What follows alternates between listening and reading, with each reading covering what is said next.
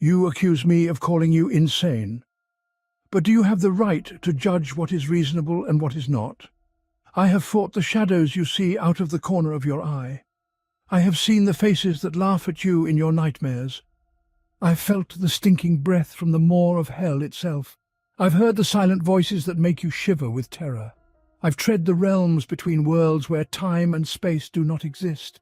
I've fought creatures whose mere sight would burn your souls to the ground. I have defeated monsters with a chilling gaze that inspires senseless terror. I have fought death, eye to eye and blade to blade.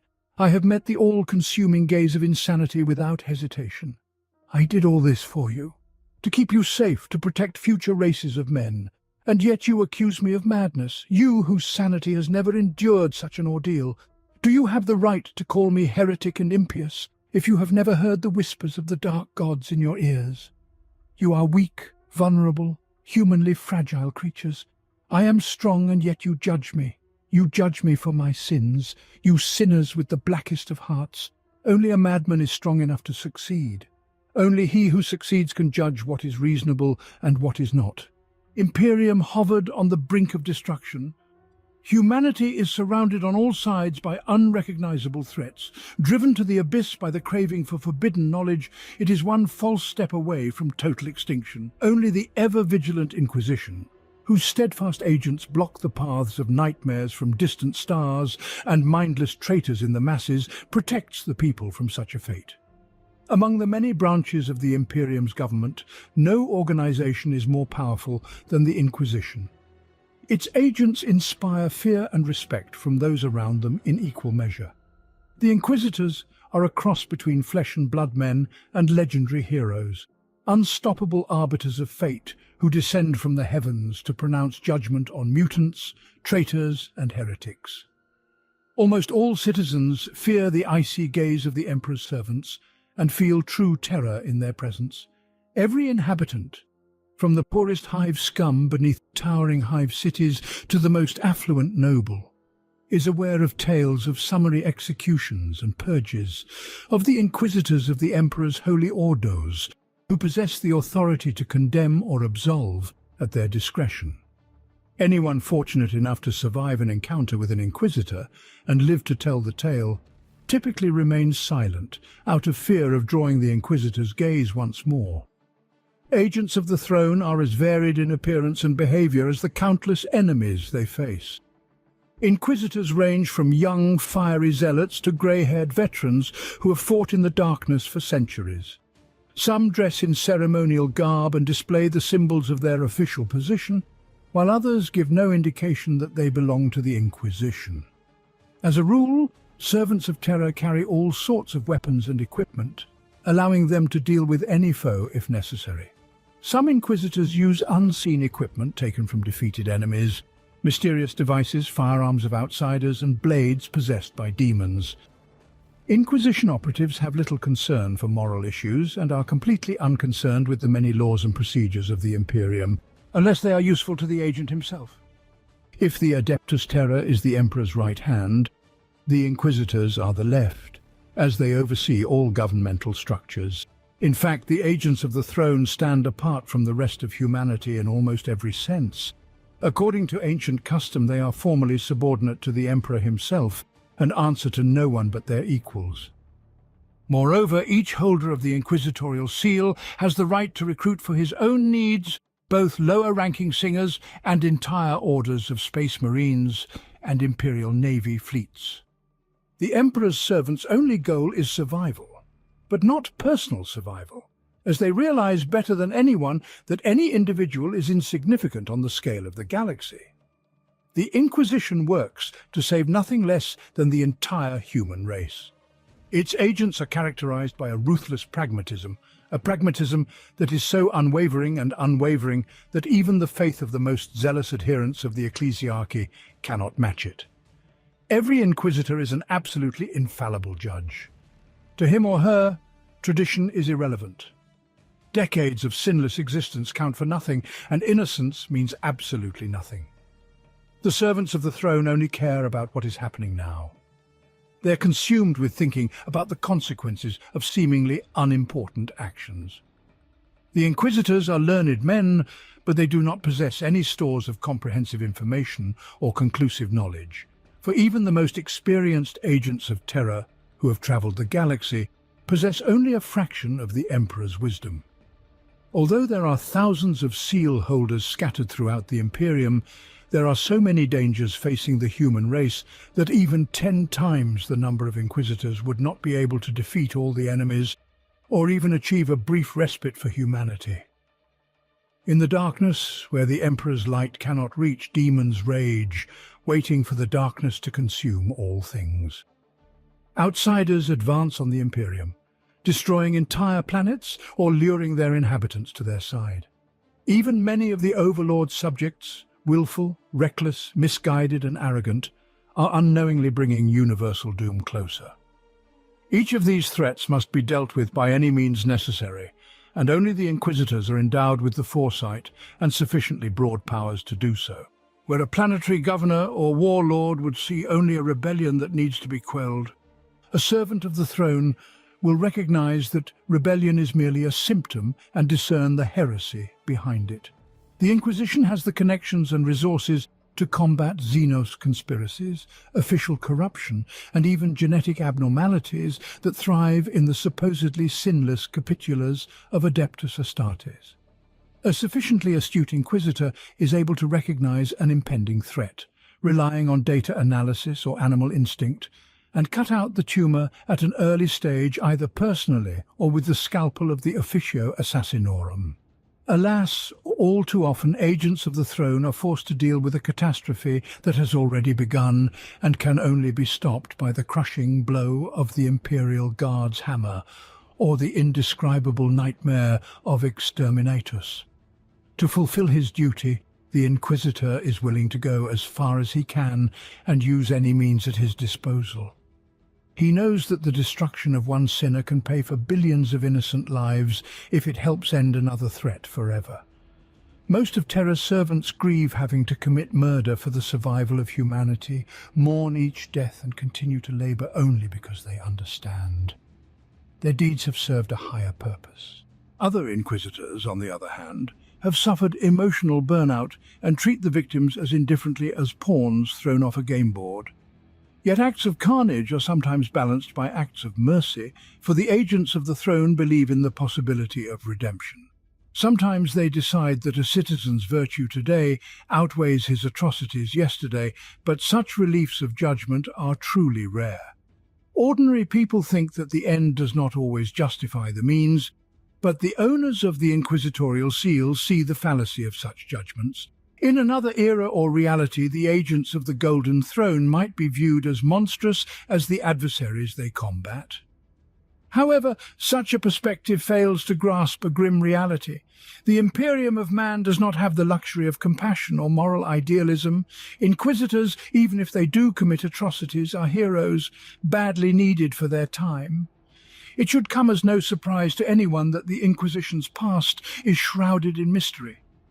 Even the agents of the throne themselves have a vague idea of how their organization was created and are forced to draw from hundreds of conflicting legends. Moreover, there is an entire branch of the Ordo Originatus Inquisition, whose goal is to unravel the tangle of myths and falsehoods that have accumulated over 10,000 years. This task, difficult in itself, is almost impossible due to the actions of the Ordo Chronos, who are busy hiding information about the past centuries. The supporters of this faction fear that the enemies of humanity will find something useful in the information about the birth of the Inquisition. However, almost all legends agree that the Inquisition was founded by Malcador the Sigillite by order of the Emperor. It is said that in the last days of the heresy, the First Lord of Terror presented the Lord of Men with 4 men and women, determined, strong-minded and infinitely loyal, who served the Lord of Mankind well in the years that followed. For everything else, the tales diverge, and there are many theories about the identities of those 4. Some versions are ludicrous, many are quite reasonable, but all are completely unprovable. Although the existence of the Inquisition is common knowledge, its operations are almost impossible to trace. Records of them are classified, restricted, or simply destroyed. Witnesses are silenced, telepathically erased, or eliminated on the spot. Yet those who know where to look can find traces of Tron agents. Many imperial scholars believe that the Inquisition played a crucial role in such epical events as the Second Foundation beheading and the fall of Nova Terra. A lacuna in the official annals indicates that an entire Adeptus Terra organization had been put to the sword in the past, and who, if not the Inquisitors, had sufficient authority to not only commit such an act, but to keep it hidden from view. Most historians fail for a lifetime to find evidence of Inquisition activity, and the more successful researchers tend to disappear without a trace. Some of them attract the attention of his agents on Earth with their talents and begin working for the Inquisitors themselves. Others are simply murdered, and later their bodies are found in situations that are very bad for the lifetime reputation of the scientist. So the Inquisition not only keeps an eye on the Imperium, but also takes measures to ensure that no one follows it. Since the Inquisition has no leaders or formal hierarchy, any agent of the throne has the right to work for the survival of humanity as he or she sees fit. Similarly minded operatives, however, cooperate in investigations in areas that affect their common interests or concerns. This is how the many ordos of the Inquisition came to be. The influence of each ordo within the Inquisition ebbs and flows over time, as inquisitors may shift their focus depending on the prevailing threats to the Imperium. For instance, during rampant demonic incursions, the Ordo Malleus, specialists in combating the demonic, rises to prominence. Conversely, in times of widespread heresy or internal corruption, the Ordo Hereticus, tasked with rooting out heresy and safeguarding the imperial faith, becomes more prominent. It's not uncommon for individual factions or ordos within the Inquisition to fade into obscurity for decades, only to resurface in response to emerging threats they are adept at countering.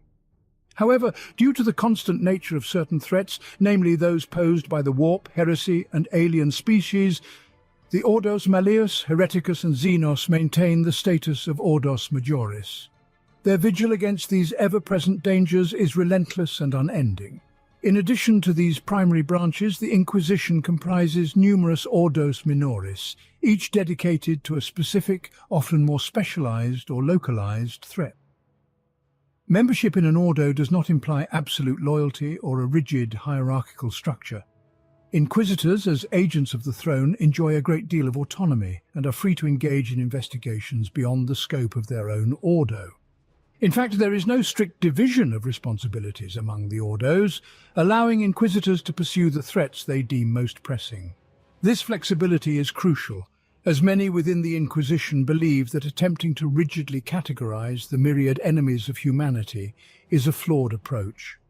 The nature of these threats is often complex and interconnected, with the lines between different types of dangers frequently blurred or non-existent. For example, a mutation epidemic may indicate an alien gene contamination, while a spike in the number of psychers may indicate an impending warp breach. Membership in the Ordos is thus something of a notification of what area of activity the Inquisitor is currently interested in. In particular, if it declares membership in the Malleus, its colleagues will realize that it is preoccupied with matters demonic. An agent of the throne does not need approval for his decisions, as the Inquisitor has no superiors other than those he chooses himself. At times there are elements of hierarchy within Ordos, but very vague and extremely informal. Sometimes it happens that a scholar and honored operative who has achieved widespread recognition by his fellow soldiers is by common consent bestowed an honorary title like Grandmaster. However, such titles are a sign of respect, not a mandate for unqualified authority. Other inquisitors may defer to more experienced comrades with high-profile reputations, but are by no means obliged to do so. Even within a single Ordos, the scope of its agents rarely overlaps completely. The fact is that each branch of the Inquisition deals with matters that can be studied and investigated almost indefinitely. True, in some cases, operatives unite in unofficial groups called conclaves. They are formed at the request of a highly honored inquisitor who wishes to gather colleagues with different skills, knowledge, and resources to repel a threat that cannot be dealt with alone. For example, with threats such as the orcs with a large-scale invasion or a colossal surge of heresy. More often than not, conclaves are made up of agents of a single Ordos, but more than once or twice circumstances have forced one branch of the Inquisition to turn to others for help. Servants of the throne, namely inquisitors, seldom directly command combat operations, preferring instead to delegate this responsibility to the commanders of the forces they have requisitioned. Nonetheless, the inquisitorial conclave often appoints a representative to supervise the campaign, ensuring that the Marines remain focused on their principal mission amidst the chaos of warfare. This emissary possesses the authority to lead the military effort, if deemed necessary. But most inquisitors opt to operate from behind the scenes, allowing the imperial forces to execute the frontline combat. This approach allows inquisitors to focus on their primary role of investigation, oversight, and the broader strategic implications of their mission, while leveraging the expertise of military professionals for direct engagements. Since each Ordos or conclave has its own well-defined tasks, conflicts between these organizations are extremely rare. The same, however, cannot be said of agents belonging to the same branch of the Inquisition. The most common reason for disputes between them is the methods of fighting the enemies of the Ordos. Some inquisitors believe that the enemy can only be defeated by his own weapons, such as using witchcraft against demons. Others see such compromises as blasphemous, giving the Ordos dubious advantages at the cost of desecrating all its labors. Such disagreements are often reduced to a confrontation between radical and puritanical views, but the reality is much more complex. The difference between the two concepts is not absolute, but relative, and depends only on the subjective views of the observer. Few inquisitors classify themselves as belonging to one of the groups, but they label their colleagues as such at the first opportunity. The representative of the Ordo Malleus can immediately declare a fellow traveller a radical, for example, for having subjugated a demon to his will with the help of forbidden knowledge, without even realizing that his fellow Ordo members have considered him an unreliable person ever since he read some unholy volume, without even intending to apply the information contained therein.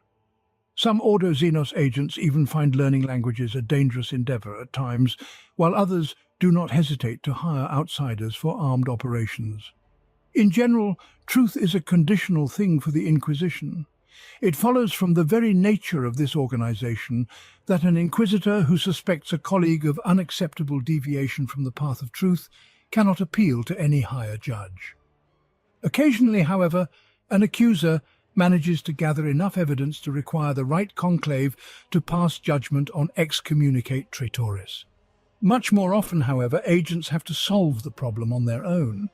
Given how fuzzy the line between necessary and excessive evil can be, few inquisitors willingly interfere in the disputes of their comrades.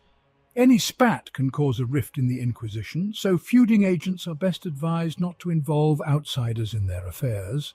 Most of the time, such quarrels fade on their own when there is a real threat from the outside, but sometimes they escalate and lead to open clashes between two inquisitors and their underlings. The ideological struggle between radicals and Puritans is not a battle between good and evil, for such superficial definitions rarely apply to the actions of the Emperor's servants. The radical can save millions of people with his favourite methods, while the hardened Puritan can doom them to death. But unfortunately, no one can predict the outcome of any decision. For example, when an inquisitor searches the grimoire of the malefact for the knowledge needed to close the warp rift, he risks letting chaos into his soul and turning into one of the spawn he previously feared. A more conservative agent in his place would argue that such recklessness is unnecessary and try to find another way to stop the anomaly from growing, even if delaying it would kill a dozen planets. In such a situation, the more extreme option seems right. But what if the reader of the Grimoire of Malefact pays for success with demonic possession and subsequently causes even more damage than the etheric rift? Unsurprisingly, most inquisitors adhere firmly to a single dogma or belief. Once they doubt their correctness, they will find themselves adrift in the middle of a sea of probability and frozen motionless for fear of setting the wrong course. Each Inquisitor possesses the authority to declare any individual, organization or planet excommunicate traitores, marking them as excommunicated traitors.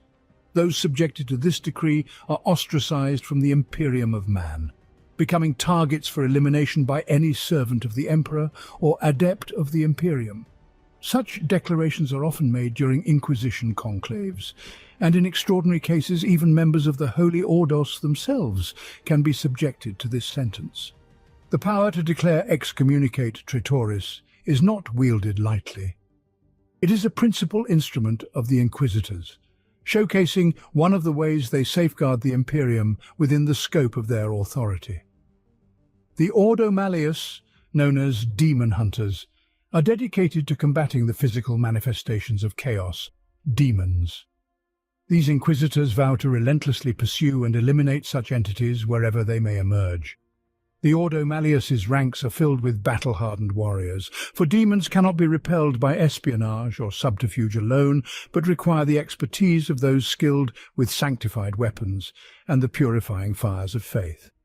Nevertheless, the greatest weapon of an Inquisitor in the Ordo Malleus is knowledge, as each one delves into the mysteries of the warp's inception and seeks to understand the nature of their enemy. Gathering information on the creatures of the Imperium, they are trained to restrain and bind the monsters. More often than not, Terra's servants simply seek out the vulnerabilities of the Immaterium's inhabitants so that they can more reliably smash them with demon hammers or illuminated bolt shells. But some Malleus operatives go further, and by imprisoning the monsters in the mortal bodies of their hosts, force them to fight against their kin. Ordo Malleus, tasked with the destruction of any demonic entities, is the most powerful unit of the Inquisition from a military standpoint, as its agents are assisted in their labours by the legendary Grey Knights, Space Marines of Chapter #666. The secrets of their origins, as with the Inquisition, are hidden in the final days before the Emperor's ascension. Unlike the other Adeptus Astartes orders that fight against any enemies of the Imperium, the Brotherhood of Titan is dedicated to exterminating demons and is always ready to assist Malleus's operatives in their long war against chaos. Ordo Xenos not only studies and describes the alien races, but also determines which ones can benefit the Imperium and prepares xenocide campaigns for those who pose a threat to humans. Alien slayers tend to be the most eccentric among the Inquisitors, as they spend years, if not decades, wandering or living outside of human space. Their goal is to ferret out as much information as possible about the races they encounter so that the Imperium can benefit or destroy these Xenos. Unsurprisingly, many Ordo Xenos agents are closely associated with free traders, even share many common goals with them, and often wander in the company of non-human mercenaries or travellers. Many agents of the throne speak several foreign languages, even have acquaintances and informants far beyond the borders of the Emperor's domain. And yet the Ordo Xenos has more casualties to its credit than any other branch of the Inquisition. The fact is that peaceful and supposedly friendly contacts that have lasted for decades are just a screen behind which death sentries raid critical infrastructure, depriving outsiders of the ability to defend themselves against the Imperial linear fleet's attack. Just as the Ordo Malleus calls upon the Grey Knights for assistance when needed, the Xenos hunters turn to their military chamber, the Death Guard, for assistance. This chapter, created in the distant past by agreement between the conclave of the Inquisitorial Lords and the Honourable Assembly of the Masters of the Space Marines Orders, is composed solely of veteran Astartes who are temporarily deployed on long vigils from the greatest brotherhoods in the galaxy. The sentries are specially trained and equipped to counter the waves of aliens threatening to overwhelm humanity. These warriors are invaluable tools for any Inquisitor seeking to eliminate the Xeno threat. Ordo Hereticus, Witch Hunters. The agents of this ordo stand like sentinels guarding humanity from both external dangers and their own weaknesses. The witch hunters of this ordos are formidable and sinister individuals. Their skin is pale, for they spend many days in the torture chambers of the Inquisition, or reading ancient tomes that tell of the essence of apostates and their plots. The secret of the existence of this ordos was guarded so fanatically that even the other inquisitors for several thousand years knew of it only by rumor. This changed after the end of the Age of Apostasy, when the Inquisition decided that the Ordo Hereticus would be more effective as a visible hammer brought over the Imperium than a myth that could easily be brushed aside. As the ecclesiarchy grew, so did the ranks of the Hereticus, for no one arouses more suspicion in a servant of terror than another saint who claims to speak for the Emperor. It is not uncommon for operatives of this ordos to pose as adherents of the Ministorum and servilely cater to this or that cardinal until they have gathered evidence of his guilt. Indeed, it is rare for a priest to be innocent in the eyes of an agent of the Ordo Hereticus.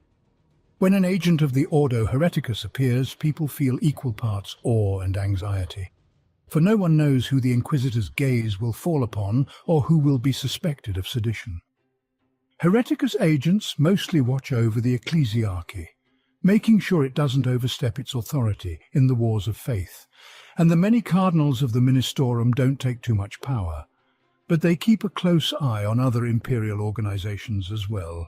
Adeptus Arbitraries, the Cosmos, Adeptus Sororitas, and the other ordos of the Inquisition. Witch hunters or witch finders watch over the spiritual and physical purity of mankind, so everyone is subject to their judgment. Only the most courageous dare to cross the path of a representative of this order, as a single disagreement with the Inquisitor is sometimes enough for a citizen to be accused of heresy and declared extremis diabolus. Ordo Chronos, guardians of history. Few have heard of this ordo, and even fewer who have any idea of its mission to study the effects associated with warp transitions and the passage of time. It is common knowledge that Imperial starships sometimes arrive at their destination much later than their navigators anticipated. The crew ages by only a few months, while centuries pass in the physical dimension. There are many legends about such phenomena, but people see them as just one of the risks associated with travelling in the empires. It happens much less often, but regularly enough, that a ship caught in an anomaly of the immaterium returns to material space before the moment of departure. The Ordo Chronos has a duty to prevent and correct the distortions of reality caused by such phenomena. Inquisitors are guided by the consideration that wanderers who have travelled into the past may disrupt the natural course of events or otherwise damage the imperial design. It is difficult to determine whether Chronos is successful or unsuccessful. First, because of the paradoxical nature of his activities. Second, because all of Ordos is rumoured to have disappeared without a trace. Of course, branches of the Inquisition have disappeared before. Over the past millennia, many of them had temporarily ceased to exist, or had been hidden so thoroughly as to escape even the attention of their colleagues. However, all who have heard of the Ordo Chronos are certain. There is a deeper meaning to the lack of information about it, but no two inquisitors are of the same opinion about what it is. Ordo Scriptorum. This agency is among the 17 ordos stationed on Terra itself. The Scriptorum is responsible for checking and examining various records and reports. It may seem to some that this task is trivial and unburdensome compared to the drudgery of other factions. But such an opinion is fundamentally wrong. The Imperium is constantly groaning under the burden of its own bureaucracy. Due to human error, officials lose or store tiny but vital pieces of information in the wrong places. Far from Terra, the governor of a rebellious planet stares up at the sky, waiting for reinforcements, not realizing that his request for help was inadvertently stapled to an 800-page message regarding the design of the Lumina. Still somewhere in the interstellar void, an armada of hundreds of Imperial VCF ships hangs idle while new orders for them fly between desks, but never reach the officer authorized to certify them. Ordo Scriptorum identifies only a handful of such problems, but even that is enough to save 1 billion people from death. In addition, even rumors that the Inquisition is overseeing the work of the Fox are enough to call him to order and attention, and thus reduce the number of such mistakes. The Ordo Machinum, often involved in oversight of the Adeptus Mechanicus, plays a crucial role within the broader Inquisition. While there is no officially recognized ordo machinum or forge toppers within the canonical structure, the concept described seems to blend aspects of the ordo machinum responsibilities. The closest equivalent, the ordo machinum, monitors the integration of new technologies and the adherence to the sacred mechanicum doctrines, ensuring that the adeptus mechanicus remains in compliance with the Imperium's stringent regulations on technology. This includes overseeing the implementation of newly discovered STCs, standard template constructs, into Imperial forces, and, on rare occasions, the integration of xenotech under strict conditions. Albeit this is highly controversial and often deemed heretical. The primary objectives of such oversight are twofold. Firstly, to ensure that no defective or heretical technologies corrupt the Imperium's war effort, a risk given the complex hierarchy and the occasional insularity of the Adeptus Mechanicus. And secondly, to prevent the Magos from concealing advanced technologies that could benefit the wider Imperium, thus avoiding the creation of imbalances in power or knowledge within the Adeptus Terra. Ordo Sicarius, Executioners. This entity, founded by the legendary Inquisitor Jagger at the end of the Age of Apostasy, investigates and oversees the activities of the Officio Assassinorum. As part of the reforms, there was established the rule that a majority vote of the High Lords of Terror is required to send any temple assassin on a mission. Of course, such a restriction is highly impractical, so it is quite common for agents of the Ordo Sicarius to authorize Assassinorum to kill on behalf of the ruler of the Imperium. Some may consider this an abuse of power, but in a nation the size of the galaxy, it is the only way to respond to the countless threats to humanity in a timely manner. Many agents of the throne have single-handedly blazed a shining trail across the galaxy, succeeding through their own decisions and knowledge, but humans by nature tend to seek common ground, to pave a road that can be travelled together, and the Inquisitors are no exception here. There are dozens of philosophical concepts consistently espoused in Ordos, with the followers of each one convinced that it is the one that holds the ultimate truth and the key to universal deliverance.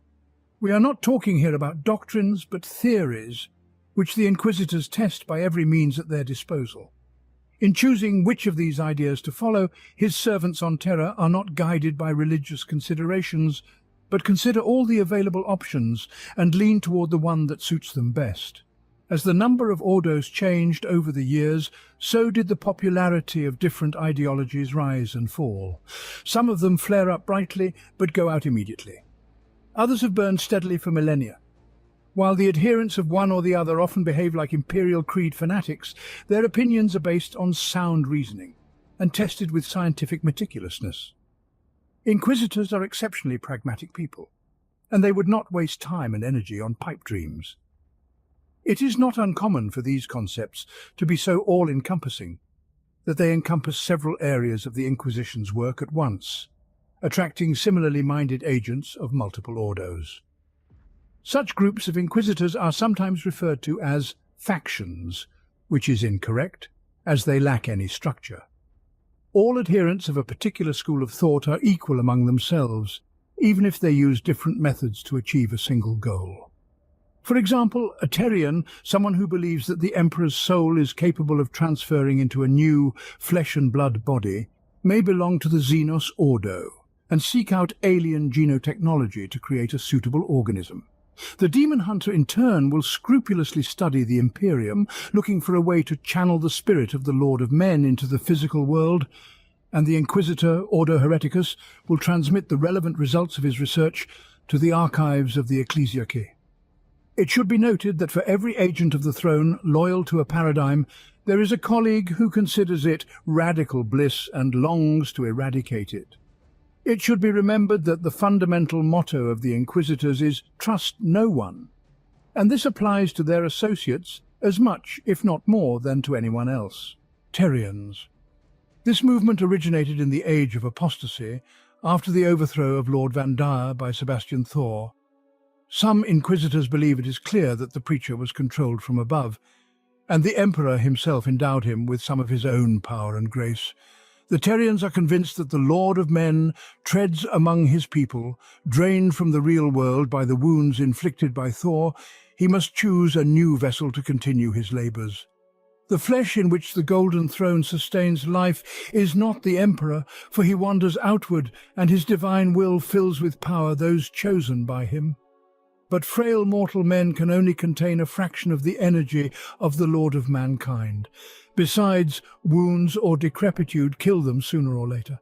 But what if the Emperor gained a receptacle that does not age or die, a body where his soul will dwell until the end of time? Then the Lord of Mankind, in fact, will be born again and fulfill the destined, will lead his flock to conquer the galaxy. Terrians study the types of interaction of life energy and consciousness with warp, as well as their mutual transitions, deeply exploring the mysteries of possession, materialization of demons, and other inhabitants of the Immaterium. The Inquisitors are trying to discover the laws by which the imps affect the material universe and vice versa. They dream that one day they will find a host suitable for the majestic essence of the Emperor, after which prayers and rites will bring his spirit into a new body, and the subjects of the Lord of Men will again see him incarnate. Opponents of the Terrians argue that even if their dubious plan is fully successful, a schism, more dangerous than any of the previous heresies or civil wars, will break out in the Imperium. Fierce battles would erupt between skeptics and believers in the resurrection. A huge portion of the human polity will be destroyed in widespread religious conflict. If even a schism is avoided, there remains the question of the abilities of the Lord of Mankind. No one knows what powers he gained after ascension, and whether they will remain with him after his return to his corporeal shell. And most importantly, who will guide the light of the Astronomicon if the Emperor leaves the Golden Throne? Opponents of the Terrian are most concerned with the integrity of the Imperium's foundations, and consider the risks described above excessive. In contrast, supporters of this faction argue that the human race is moving to a new stage of evolution, and the Lord of Mankind must lead his people both spiritually and physically. In the 3rd century of the 33rd millennium, Inquisitor Golda summarized his nearly 4 centuries of service to the Imperium in a work that described and commented on the many events he had experienced. Finally, this agent of the throne proclaimed that the Emperor's righteous services would only survive in the galaxy if they destroyed all other inhabitants. In this era, such a pessimistic idea found almost no supporters. Many decided that the pious but aging Golda had suffered a breakdown and lost faith in humanity's ability to overcome any obstacles. Several centuries later, an Inquisitor, inspired by the theory of monodominance, pledged to fulfill the vision of its original proponents. This ideology, advocating for the absolute dominance of humanity and the extermination of xenos species, has seen fluctuating levels of support within the various orders of the Inquisition over time. Its followers have absolutely no tolerance for lawless behavior in all its forms. For them, there is no justification for heresy, for furtive reflection, or for aiding and abetting apostates. To heresy they refer mutations and religious schisms, as well as the very existence of outsiders, psychers, and any other creatures that do not conform to the image of a loyal and blameless citizen of the Imperium. For all of this, the monodomination stipulates only one punishment: death. Humanity as a race is fighting a war for survival, and Gold's successors hope that by eliminating xenos, psychers, mutants, and nefarious humans in sufficient numbers, they will push unnatural selection in the right direction, one where humans will gain absolute power. Monodominants are extremely militant and resort to the final argument of exterminatus more readily than other Inquisitors. Unusually, the followers of Inquisitor rarely act covertly. On the contrary, they do their best to stir up xenophobia and hatred in the citizens of the Imperium, even leading crowds of angry citizens in pogroms designed to purge the ranks of humanity of the vile heretics who threaten the future of the race. These Inquisitors are utterly ruthless and relentless, stubborn and intolerant. The majority of them are the youngest and most fiery agents of the throne. As they sweep across the galaxy, they leave a trail of destruction in their wake. The first centuries of the 41st millennium were a time of spiritual and material rebirth for the Imperium. A significant conclave was convened on a notable but unspecified world, where numerous military, religious, and political leaders, among other figures of authority, reaffirmed their loyalty to the Emperor of Mankind. This event inspired a widespread campaign reminiscent of the legendary endeavours of Lord Solar Macarius, who is well known for his crusade that brought numerous worlds into the Imperium's fold. This renewed sense of optimism marked a stark contrast to the periods of turmoil and doubt that had previously plagued the Imperium, marked by internal strife and the spread of heresy. In this renewed era, many agents of the throne supported a movement dedicated to restoring and maintaining the Imperium's glory, reminiscent of the Amalathian faction within the Inquisition. The Amalathians focus on preserving the status quo and ensuring the stability of the Imperium, rather than getting entangled in the pursuit of mutants, psychers, or heretics, unless such individuals directly threaten the Imperium's social or political structures. They work towards reducing conflicts and promoting cooperation across the Imperium's various institutions, embodying the principle of unity is strength that is central to the Inquisition's philosophy. As such, the followers of this movement, whether called Amalations or another name, continue the work of their predecessors, vigilantly guarding against any entities or factions that might undermine the unity and strength of the human dominion. Their approach emphasizes diplomacy and consensus over division, focusing on the greater good of the Imperium. They consider change to be the most serious threat, for change can lead to catastrophe. If adherents of other concepts long for some grandiose upheaval or revelation that will lead mankind out of the current crisis into a new golden age, Amalatins prefer slow development. The Xanthites are one of the oldest movements in the Inquisition. It is named after Zaranchek Xanthus, who was executed for heresy in the 32nd millennium. Fellow inquisitors accused Xanthus of worshipping chaos, and though he adamantly proclaimed his innocence, sentenced him to be burned at the stake. At his trial, Zaranchek claimed to have remained pure of heart, though he admitted to several instances of using demonic and otherworldly forces for good purposes. His firm belief that the power of the warp could be harnessed without succumbing to spiritual corruption was later adopted by other agents of the throne. The ultimate goal of the Xanthites is to curb the forces of the Immaterium. They believe that chaos cannot be defeated, as it merely reflects the essence of humanity itself. However, the energy and power that emerges in the Imperium is not necessarily hostile. It can be applied for the good of the Imperium. Xanthus's followers are not suggesting surrender to the dark gods. They want to master the very essence of chaos and turn it from destruction to creation. They believe that if humans can travel interstellar through the teeming realm of warp, the true embodiment of wickedness, it is possible to subjugate other aspects of chaos to the Emperor's will. The adherents of Xanfitism study the Imperium in great detail at every opportunity, absorbing its powers and destroying manifestations of the Immaterium only when absolutely necessary. They use chaos-tainted artifacts, demonic weapons, books of forbidden knowledge, and other heretical tools and instruments to combat invasions of traitors, outsiders, and warp creatures. Among the Xanthites, there are some particularly radical inquisitors called Gorians. For them, the death of the War Master as a powerful creature overflowing with the energy of chaos means a missed opportunity. Their task is to create a new Horus and infuse him with the power of the ether, so that he can unite humanity and guide it to a better future, rather than enslave it in the name of the dark gods, as the arch-predator tried to do. Most other servants of the throne believe that the Xanthites, and especially the Gorians, are walking on the edge of an abyss. The general consensus is that followers of this philosophy are arrogant, dangerous individuals who play with forces they do not fully understand. However, the current is one of the oldest, and many of its most learned and highest-ranking agents on Terra adhere to it.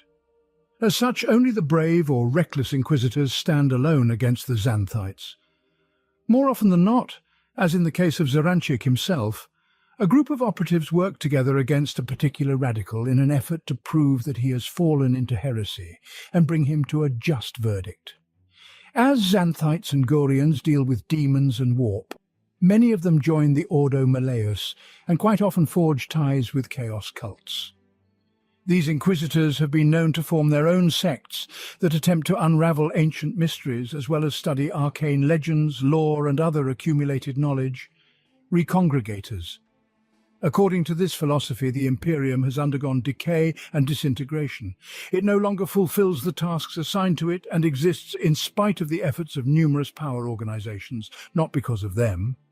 It is necessary to gradually drain the swamp of political intrigue, numerous factions and clumsy bureaucracy, to dismantle the colossal edifice of the state and put it back together again so that people can live better in it. If the stagnation in the Imperium continues, sooner or later the Emperor's domain will fall to pieces and humanity will fall victim to countless enemies.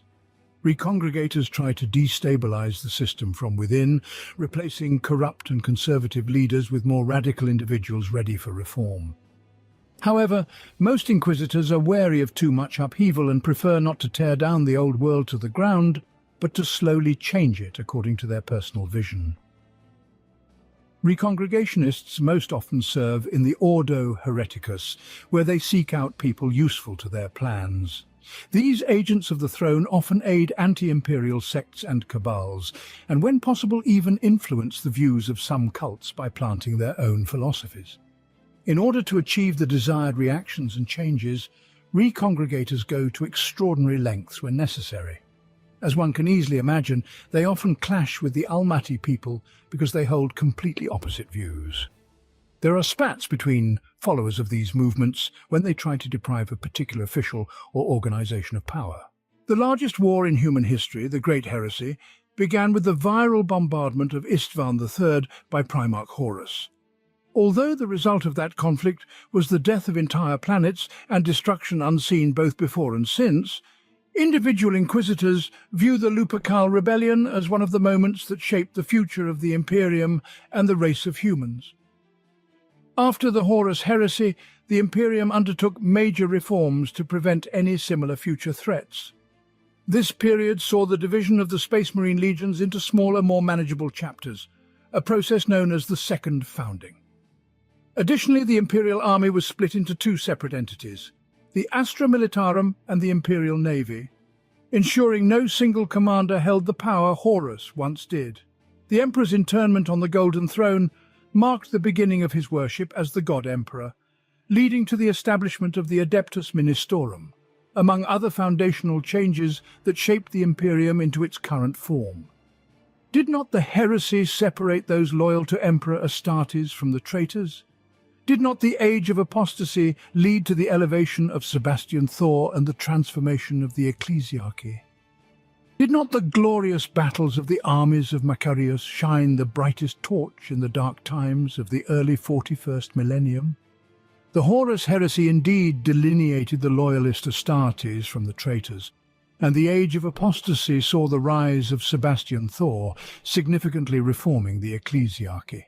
The military campaigns led by Lord Solar Macarius were a beacon during the grim early years of the 41st millennium. These historical events form the basis of arguments by those who might be termed Istvanians. They advocate that it is through the crucible of adversity that humanity and its defenders are forged strongest, promoting conflict as a means to stimulate growth and resilience within the Imperium. Such ideologists, perhaps akin to radical elements within the Inquisition, might indeed provoke conflict, believing that constant vigilance, experienced soldiers, and a populace steeled by hardship are essential for the Imperium's survival. This hypothetical Istvanian approach suggests a belief in the necessity of internal strife and external threats to maintain the Imperium's martial prowess and ideological purity. In this framework, Istvanians could be seen as inciters of discord, leveraging fear, prejudice and superstition to kindle the flames of conflict. Their methods might involve covert support of disruptive elements or cults, only to later champion their suppression as a means to unify and strengthen the Imperium's citizens. Such actions, while radical and contentious, would be justified in their eyes as serving the greater good of the Imperium, by ensuring it remains perpetually prepared for the myriad threats it faces. Recruitment of new recruits to the Inquisition, as well as all other aspects of its activities, is not centralized. Every agent of the throne has the right to recruit into its ranks. Some inquisitors do not do it at all, devoting their lives to the pursuit of enemies and the fulfillment of their direct duties. Others believe that duty, among other things, requires them to take care of the future and train a new generation of operatives who will continue the eternal battle. In this matter, as in any other, the decision always rests with the Inquisitor, and colleagues can only debate it. Many of his servants on Terra rely on the will of chance, or perhaps the decision of fate, choosing a suitable candidate, or several from among the people they meet in the course of operations. Some approach the process more carefully and devoting considerable time to finding a successor, sometimes recruit trainees from other imperial organizations. There are no restrictions on age or physical condition for newcomers. The most important requirements are a well-developed mind and loyalty, and such personality traits are usually only apparent in adulthood. In extraordinary circumstances, an inquisitor may recruit a teenage boy or girl if they show exceptional ability, but this rarely happens. As a rule, agents of the throne pay attention to free-thinking people with a strong will, determined and unwaveringly loyal to their principles. Introduced into the Inquisitor's retinue, they perform one or another unimportant function while the leader assesses their capabilities. Those who perform admirably in the course of working together will earn the greater trust of the Lord or Mistress. Over the next few years, the trainee will add to his or her store of knowledge from the Inquisition's archives, and in time take on many new responsibilities. Some servants of Terra call such semi-skilled assistants inquisitors, but there are also terms like novice, neophyte, approbator, and hundreds of others. It all depends on the preference of the particular inquisitor. They may perform tasks in conjunction with their mentors or carry out independent operations, but remain as subordinates until their superior decides to promote them to full rank. Normally, the approval of other agents of the throne is required before the inquisitorial seal can be conferred and the newcomer given authority, but in some cases such formalities are unnecessary, or the situation itself requires the candidate to assume full responsibility immediately. This most often occurs at the moment of the Inquisitor's assassination, when a trainee de facto inherits the seal and completes the master's work. Subsequently, another servant of his on Terra may challenge such a promotion of the candidate. In addition, inquisitors sometimes change inquisitors by fate or necessity. During training, the recruit adopts the ideals of the mentor, and as a consequence the factions of the Inquisition persist in successive generations, and so from century to century. In addition to philosophical views, the mentors pass on to their apprentices what they know about the inner workings of the Inquisition, or at least whatever facts they see fit to reveal. According to one important tradition, each inquisitor must find new information on their own and earn the respect of their peers. Wisdom should not simply be shared or accepted, for then it is devalued. As the saying goes, knowledge is power, keep it safe. Since the Inquisition has no formal organizational structure, unlike the Adeptus Terra or the armed forces of the Imperium, there is no hierarchy of ranks and titles. The level of power of each Inquisitor depends on two factors: his reputation and influence. A particular agent of the throne may ignore the objections of one colleague, but when faced with the protests of several, will surely back down. Obviously, many operatives with impressive experience and connections try to subdue younger and less reputable associates. While seniority in age does not mean formal supremacy, most inquisitors default to trusting the wisdom of a more mature and sophisticated comrade. Notwithstanding the above, a group of high-ranking individuals are required to maintain the integrity of the organization, to oversee the rank-and-file agents and allocate resources. They are called Lord Inquisitors, High Inquisitors, or Lords of the Inquisition. One can enter their ranks only by invitation from above. To do so, an applicant must repeatedly demonstrate not only bravery and skill, but also decency and trustworthiness. The candidate is always proposed by one of the current Lord Inquisitors, and his choice must be confirmed by two of his companions. Such decisions are always made in secret, and quite often the promotion comes as a surprise to the agent of the throne. It is said that it is not men who aspire to the position of Lord Inquisitor, but that it finds those worthy of it.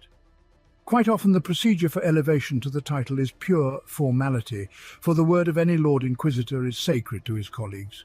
And besides, the challenger is almost certainly known only to the one Lord Inquisitor who nominated him.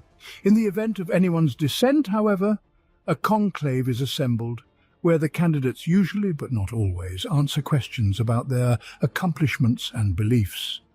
The rank of Lord Inquisitor is more of a recognition of merit than an official title, and its conferral basically formalizes the fact that a given agent of the throne stands above many of his colleagues. This is because the Lords of the Inquisition have no temporal area of responsibility. They do not oversee any section of the galaxy or specific individuals. Such a title only adds to his servants on Terra authority and powers within the organization. Among the obvious advantages of such a position is the ability to approve the appointment of new inquisitors, to assemble the highest conclaves, and to dispose more freely of the operatives and reserves of the Ordos. One of the High Lords of Terra, the so-called representative or master of the Inquisition, is chosen from among the Lord Inquisitors that operate in the sectors corresponding to the throne world. Agents who fulfill such a role are called Terran Lord Inquisitors, and sometimes a position on the Imperium's ruling council is shared by several such high-ranking operatives. By itself, the title of Inquisition representative means little to its holder. It is not uncommon to find that a given inquisitor was simply the closest to the throne world when the assembly was convened. In fact, this title only makes the other High Lords realize that they are dealing with a man of equal status, and subtly reminds them that the Inquisition has eyes and ears even in the most august assemblies.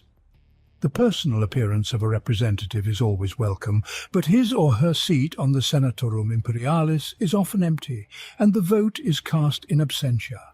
Such are the requirements of the agents of the throne, although the office of representative originated in a compromise between the Inquisition and the other branches of government. In the millennia that followed, its servants on Terra realized that it was quite useful to have a flamboyant persona at the top of the imperial hierarchy, whose presence reminded officials to keep a watchful eye on them. Traitors and fools so carefully avoid the gaze of this Lord Inquisitor that they do not notice the other eyes watching them from the darkness. Hence, the representative's task is to shine so dazzlingly that the shadows around his associates become completely impenetrable. He must conduct exceptionally ostentatious trials of the most powerful traitors, and in such a manner as to instill fear and ugliness in future generations. Some representatives attend a single meeting of the High Lords, others retain office for several years at a time. Some have to leave Terra to fulfill their duty to the Inquisition and attend the conclave. Some, quickly tired of the bureaucracy and intrigue at the top, on which the Senatorum are held, give up their position in the council and leave for the vastness of the galaxy to serve the Emperor more effectively. Finally, to prevent the representatives themselves from engaging in unsightly politicking, the term of office for Terran Lord Inquisitors is limited to 5 years. The agents of the throne are almost always unanimous in their support of candidates for this office, as they are no more honoured than ordinary envoys. Representatives rarely speak in the Senatorum, and when they do, they speak not on their own behalf, but on behalf of the entire Inquisition. Nevertheless, they have a grave responsibility. While the formal Inquisition is given absolute authority, in reality, it is vital for it to maintain cooperation with the organizations of the other High Lord. For example, if a representative offends the Fabricator General of Mars, the tech priests can stop servicing the weapons and starships of necessary throne agents for combat operations. In the reverse case, if the Inquisition feels that a particular power structure is not working too zealously, the Lord Inquisitor of Terran should put pressure on the High Lord in question and resolve the problem on a personal level. In fact, the representative has more effective leverage over his colleagues than anyone else in the Senatorum. He did not take his position by choice or out of ambition, and therefore carries no personal risks in negotiations with other High Lords. In turn, imperial officials, well aware that vain subordinates are jealous of their position, are forced to hold on to their chair by any means necessary. Because at the slightest hint of displeasure on the part of the Inquisition, any High Lord can be removed by the organization he represents. The Inquisition is particularly vulnerable to subtle manipulation of the representative of high-ranking individuals who hold non-permanent seats in the Senatorum, such as the Speaker of the Chartist Captains or Lord Solar, as their entire branch of government's privileges are at risk. By acting in this manner, the Inquisition carefully maintains a balance of power between itself and the rest of the Imperium. The duties of the representative fall into three main categories. First, he or she must seek the support of any companies of the Inquisition. Second, to warn the Senatorum of threats serious enough to change the agenda for them. As a general rule, agents of the throne are the first to learn of dangers looming over the Imperium by duty. Such was the case with the awakening of the Necrons, the arrival of the Tyrannid Hive fleets, and many other epochal events. Consequently, the Inquisition, when necessary, reports to the High Lords on what is happening in the galaxy long before messages from the field traverse the many channels of the cumbersome Adeptus Terra apparatus. Third, the representative must not only pass on the information about the enemy to the senator, but also propose measures to combat it. Then the High Lords would discuss the recommendation, almost certainly make some changes, and the colossal gears of the imperial machine would turn to execute the plan. The Inquisition is vast, and countless notable individuals have served in it over 10,000 years. Most of them have long since been forgotten, as the agents of the throne prefer that their deeds remain secret even after their deaths. In fact, the Inquisitor's last order to his successor is often to remove all traces of his existence. A handful of operatives, however, have become legends of their Ordos, and the stories of their lives are always told in whispers, respectful if the hero is a role model, disturbing if he once abused power. In truth, in what light the biography of a person from the past is presented depends only on the sympathies of the storyteller himself, and whether his personal views coincide with those of the Inquisitor in question. Torquemada Cortez is driven by one all-consuming desire to destroy demons wherever they appear. Unlike some of his colleagues, the defender of Formosa is unwilling to even think about using the power of the warp for his own purposes, and is determined to punish anyone who does not possess Torquemada's own impeccable spiritual purity. This is how Cortez's mentor, Inquisitor Laridian, died. He was personally executed by his disciple for his interest in the forbidden arts. After replacing the master as protector, Torquemada created a network of spies, enforcers and infiltrators covering the entire Formosa sector. Cortez made alliances, entreaties and threats for the sake of it. Since then, he has rarely used the Inquisition's mandate to requisition fighters and has mostly relied on his personal army. Who knows how many Formosan PDF, Planetary Defense Force regiments, report to Torquemada as much as their senior officers? Who knows how many hive gangs are operating under his control, given carte blanche to commit petty crimes in exchange for snitching? The sector prefers not to ask such questions, for the curious there disappear in broad daylight. At first glance, the story of Cortez holding many planets in his fist might seem like just another parable about the temptations of absolute power, but it is not. The Inquisitor has no desire to rule Formosa. He barely keeps an eye on the imperial governors and does not interfere in state affairs. Torquemada's network of informants only notifies him of major threats to the sector. Such security measures are highly effective. Indeed, how can traitors plot in Formosa when any group of three has at least two of them snitching on Cortez? It is no wonder that the Inquisitor's realm is thriving, even in an era when an internal enemy is inexorably bringing the Imperium's demise closer. However, few are able to repeat such success, for Torquemada is completely devoted to his work. The Inquisitor sleeps little, and every waking hour he reads reports delivered by the faithful Cyber Eagle, or directs combat operations against demons, heretics, or outsiders who dare to invade Formosa. In recent years, the Inquisitor's zone of influence had expanded into the territories bordering his sector. and more worlds had come under Torquemada's protection. But along with the expansion of Cortés's domain, his worries have also increased.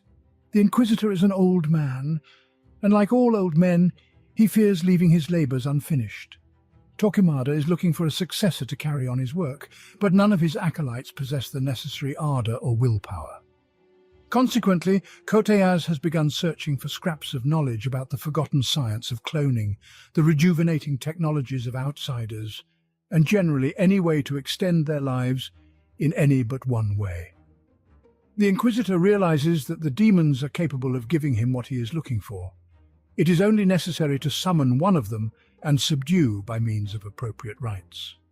In part, Torquemada is willing to accept this small evil if it will help to strengthen the foundation of his achievements. Every day, the desire to perform the ritual grows, but Cortés staunchly resists it, at least for now. Fyodor Karamazov is the Lord Inquisitor of the Ordo Hereticus, and even in such a ruthless organization, it's hard to find another man as relentless and merciless. In a career that has spanned nearly 2 centuries, he has left a streak of blood and fire that stretches across the galaxy. From Salem Proctor to Ultima Macaria, and from Bacca to Cypra Mundi, dark legends resound of a ruthless investigator who will stop at nothing to root out corruption and heresy.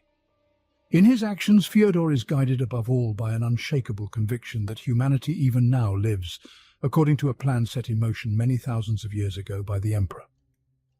The purpose of Karamazov's life is to ensure that no one, whether human or Xenos, Inquisitor or demon, can interfere with this plan. To most agents of the throne, such a task would seem impossible by its very scope and nature. However, Fyodor, fully convinced of both his own abilities and the foresight of the Lord of Men, has no doubts about success.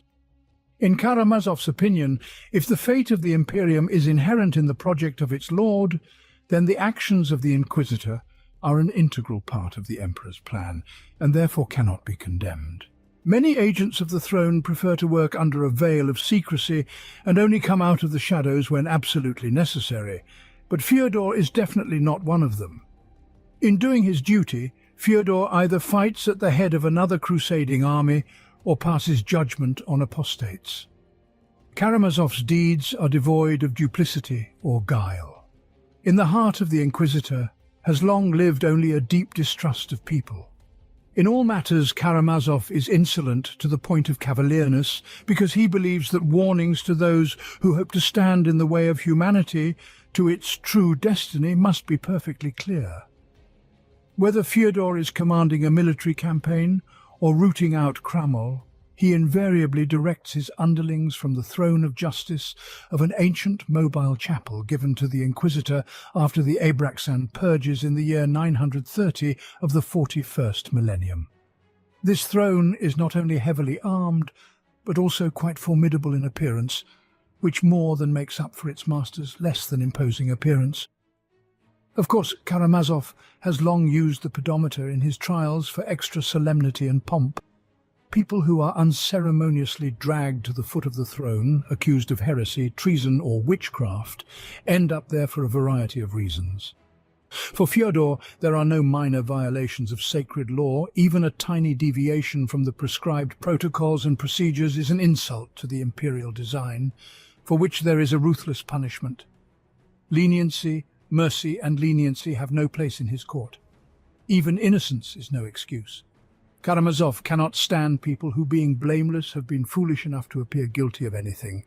Such fools are guilty at least of wasting the Inquisitor's precious time, so they are unquestionably taken to the stake along with murderers, traitors, saboteurs and heretics. Tyr. This Inquisitor has exterminated thousands of renegades in bloody sweeps.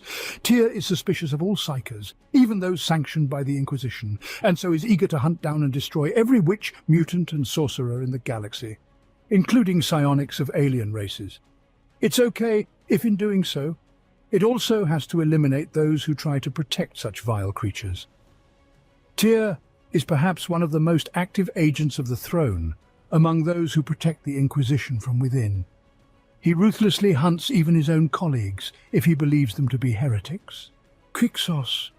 The fate of this Inquisitor once a pious agent of Ordo Malleus, was forever changed after he was wounded by a demon on the planet Lacan 15.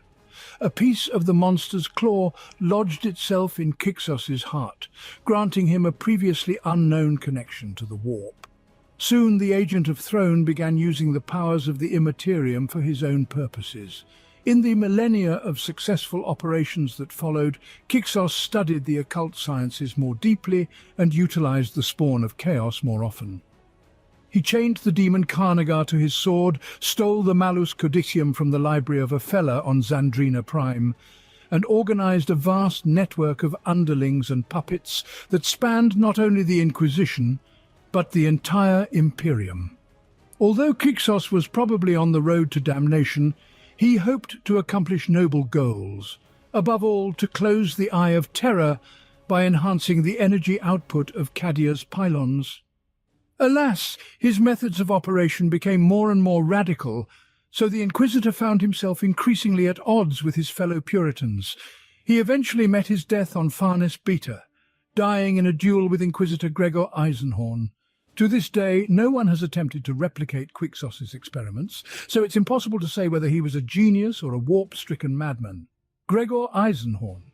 He was once among the most zealous and uncompromising agents of the throne, but has become a pragmatic man after numerous operations, including the execution of the renegade Quixos centuries ago.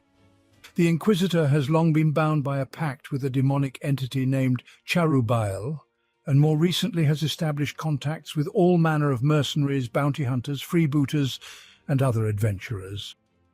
Eisenhorn is now several hundred years old, but he still enjoys considerable respect among his younger servants on Terra due to his early accomplishments, experience, and authority. Nevertheless, members of the Puritan factions are growing louder that Gregor is no less of a threat to the Imperium than Kixos before him. Inquisitor Liechtenstein is a dangerous radical, and according to almost all of his colleagues, an absolute madman. He has been declared excommunicatus tritoris, and is being pursued across the galaxy by one of the most notorious witch hunters in the galaxy, the notorious Tia. Obsessed with finding the mysterious Librarium Hereticus, Liechtenstein mistakenly freed the demon prince Fargatola from his dungeon on Caris-Cephalon. Since then, Liechtenstein's fate has been inextricably linked to this otherworldly entity, Tyr, and another inquisitor named Kessel. The three fought on Caris, then on the desert world of Paganicus Limit, where the demon prince manifested, and again on Cephalon in the spaceport, when Liechtenstein managed to free Kessel from the power of Puritania.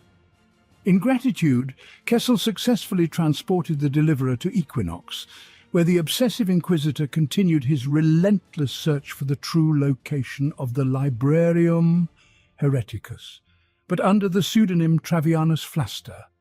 Liechtenstein, a profound old man with a cold and stern face, but his willpower is overwhelming to anyone who meets his gaze. A spark of lunacy burns in the Inquisitor's piercing grey eyes, but he is true to his goal of saving humanity from enslavement to a historic race of mechanical creatures who revere death. No one believes Liechtenstein, so he has vowed to succeed alone.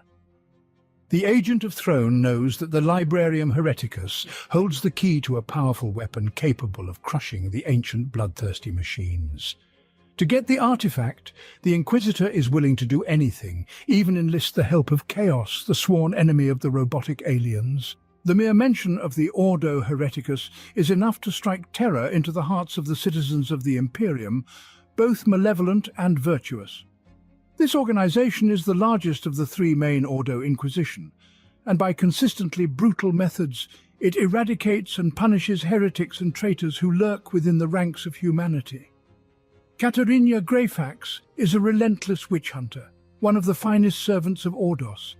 Utterly implacable, cold-blooded, and without mercy, she is the epitome of loyalty to the Emperor. If Greyfax has to choose between condemning the population of an entire world to a gruesome death or eliminating one heretic spreading sedition in a more important sector, Katerina will not hesitate to go there. Her main target is the blasphemers, and Greyfax will destroy them by any means necessary. Greyfax, who is implacable in all things and knows no mercy, personally sentences and executes those she deems heretics. The Inquisitor possesses impressive powers of telepathy and thus an innate ability to sense lies. Anyone she summons for questioning should give answers without delay and be glad the conversation won't last long. But while even mind-reading almost always saves Greyfax from having to make accusations and conduct proceedings, her colleagues in Ordus sometimes view her with a certain distrust and hidden fear. Some of them are disturbed by such a radical use of supposed sorcery, and the fact that Katerina has not yet reached the highest ranks of the Inquisition is probably due to prejudice against her methods. Her loyalty, however, remains unquestionable, and as such she is highly regarded by Greyfax as a tireless champion of the spiritual purity of the Imperium. It should come as no surprise to anyone that Katerina's formidable reputation is confirmed on the battlefield, for the Inquisitor is not only a herald of imperial virtue, but also a ruthless warrior. In the sheath on Greyfax's belt, the blessed power sword awaits her, which she draws in one fluid motion. This energy-charged blade has many times cut short the cries of her enemies and swiftly punished those whose transgressions were revealed to Katerina's penetrating mental gaze. Clutched in the Inquisitor's ceramite-reinforced gauntlet is the combi crossbow, a devastating multi-purpose weapon whose bolts pierce the scales of Xenos and the armour of traitors, and whose cleansing stakes pierce the pliable muscle and bone of humanity's inner foes. Greyfax's labours are continuous and dangerous, as is readily apparent from her attire. She favours a wide-brimmed hat over a helmet, a revered symbol of witch-hunting in unimaginably ancient times on Terra. Katerina's ancient armour, made of dark-blued metal, is decorated with skulls, leaving no doubt about the Inquisitor's murderous intentions. Since her release from the captivity of Thrazine the Incalculable, Inquisitor Catherine Greyfax has become an even darker, more fearsome figure. Even fellow Ordo Hereticus members almost always speak her name only in whispers, and for good reason. Katerina is endowed with impressive psionic power and advanced telepathic abilities, causing her to be labelled a dangerous radical by many of her colleagues. These skills are incredibly helpful to Greyfax in her investigations and allow her to hunt without any doubts, as the heretics she accuses give themselves away with impious thoughts. What's more, the Inquisitor can turn her hatred of chaos into a weapon, unleashing it in the form of a paralyzing veil of fear and weakness that brings enemies to their knees. Equipped with an ancient power sword called the Tyrant Killer and a masterfully crafted bolter called the Condemner, Katerina Greyfax is a formidable warrior with an iron will. Inquisitor Valeria has always believed that the Xenos Ordo and the Inquisition as a whole should be guided by the spirit and letter of the statement, using the tools of the enemy against himself. Helena adheres to such a rule in every situation. She is willing to use Chaos's tainted weapons against demons and the archmages of those outsiders against aggressive races. Valeria crosses any boundaries of permissible and violates all sorts of edicts because the Inquisition is charged with protecting humanity from itself and the hostile galaxy. This task is so important that for the sake of its solution, Helena demands to legalize any methods of struggle, even the most extreme. In doing her duty, Valeria has amassed a collection of arcane artifacts from bygone eras, fragments and scraps of technological knowledge, as well as ancient and alien devices, which she has placed at her service. The Inquisitor has spent decades exploring ruins on backwater worlds, studying the many ancient documents in Somatian libraries, and communicating with Eldar, Ulumiat, Draxian, Crude, and hundreds of other civilizations to extract useful information for humanity. The greatest success of Helena's life was to be the discovery of the Forge of Dimensions. According to the text of the Iron Grimoire, this object was first found by Janus himself during one of his early battles. According to legends, the forge could create a null zone, a region of space where demons cannot penetrate, with a radius of many light years. Data on the artifact's location was lost in the troubled times after the catastrophic Howl.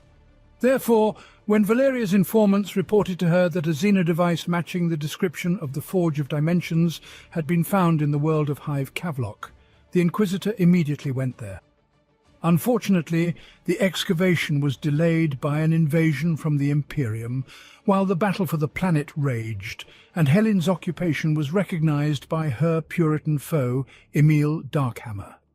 He considered any alien technology blasphemous, regardless of its origin or purpose. Emil arrived on the planet Hive later than Valeria, but he still had enough time to order an exterminatus, ostensibly out of a need to interrupt the spread of warp desecration. All Helena had to do was watch from orbit as Kavlok and all his secrets turned to ash. From that day on, the vendetta between Valeria and Darkhammer began. In fact, Helena doesn't really care that Emil is responsible for the deaths of billions of citizens. From her perspective, humanity as a whole is immortal, and there are no irreplaceable people. Valeria is enraged by the destruction of the Forge of Dimensions, learning the secrets that would help finally rid the Imperium of the threat of chaos.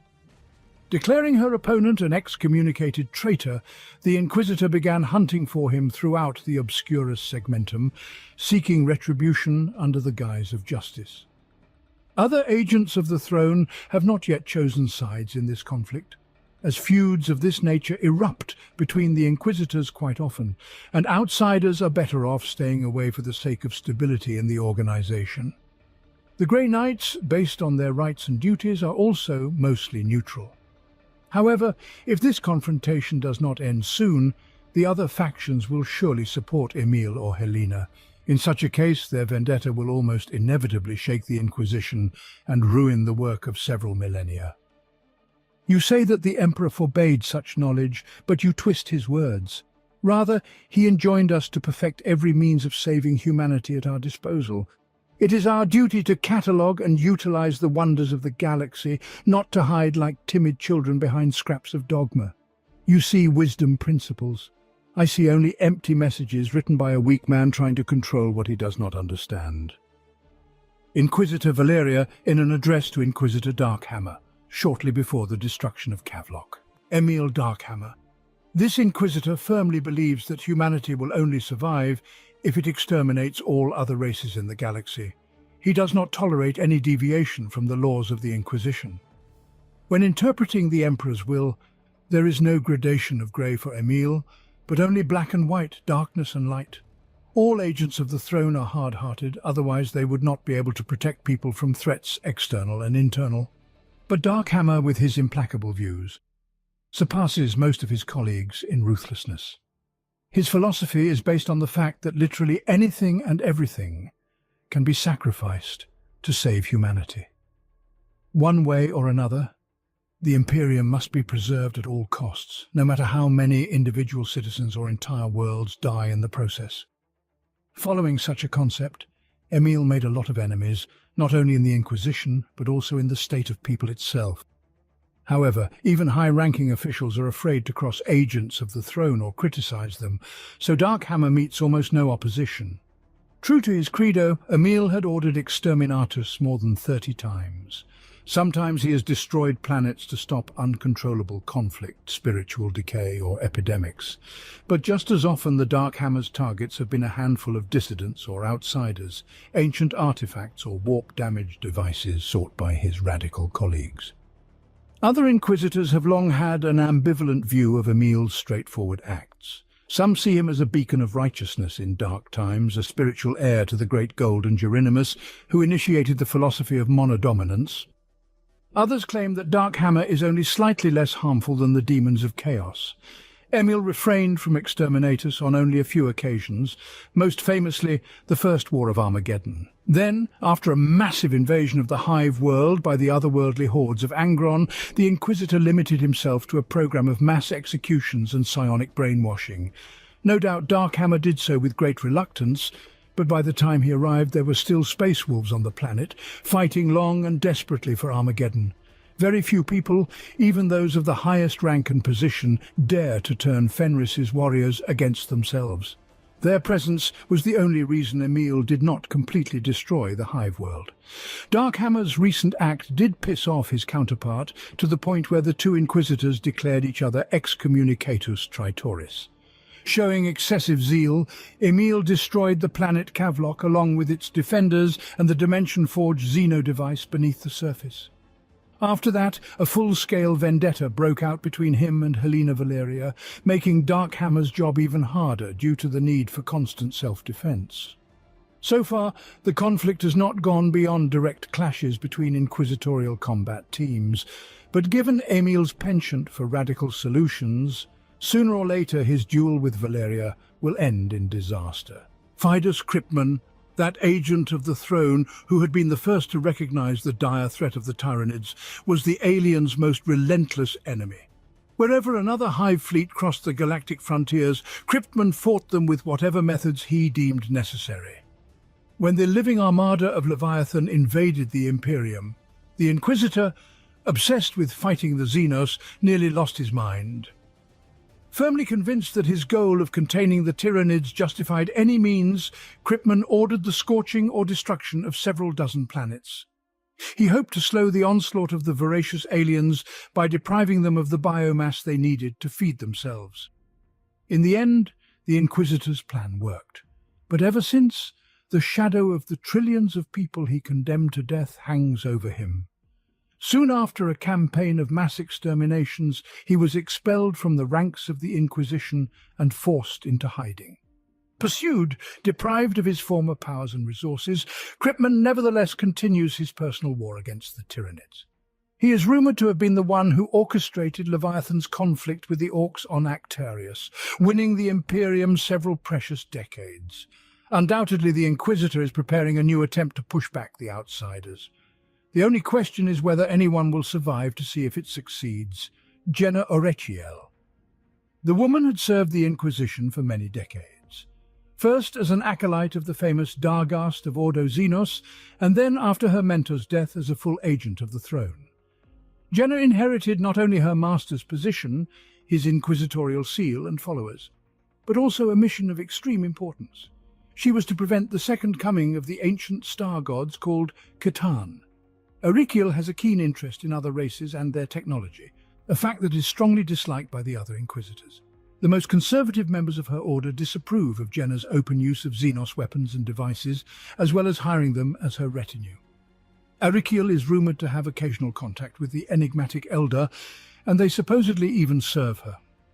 Nevertheless, Jenna's list of glorious deeds speaks volumes, and no one can deny that she wages the Inquisition's war against demons, outsiders and heretics with an all-consuming zeal. Gideon Ravenor had made a name for himself when he served as an interrogator for the notorious Gregor Eisenhorn. Gideon's keen intuition and impressive intellect were complemented by his extremely high ESI potential. After the terrorist attack at Spathian's Gate, he became disabled, permanently confined to a stasis chair, an armoured life support module that allows Ravenor to move and work. Having lost his physical strength, Gideon developed his psionic skills to frightening heights. He subsequently led several noteworthy squads of underlings and defended the Imperium from the atrocities of a host of infamous heretics. Ravenor is also famous for writing a number of books on the nature of reality and the workings of the mind, recognized as outstanding examples of both scientific accuracy and fine diction. Undoubtedly, Gideon's most high-profile investigation is the one that brought him back together with former master Gregor Eisenhorn. Although any Inquisitor is a mighty warrior and a wise scholar, he is still a mortal man with limited abilities. That said, while labouring in their line of work, servants of the throne must fight indescribable adversaries, face unknown threats, and overcome daunting challenges. It is therefore obvious that Ordos operatives often seek out aides and henchmen. The reasons for this are as myriad as its champions themselves on Terra. Many Inquisitors treat their followers as tools and simply look out for people with skills and abilities that they themselves lack. Some, on the contrary, see their companions as disciples, companions and brave men to help them carry the heavy burden of protecting the Emperor and all of humanity. Still others wish that someone would understand them and know of their great labours, for the work of the Inquisitor is invisible and thankless. Finally, there are the agents of terror, who acquire an entourage so that they never forget their duty to preserve the common people, who, however, must be sacrificed for a higher purpose. In theory, each Inquisitor can recruit any member of humanity.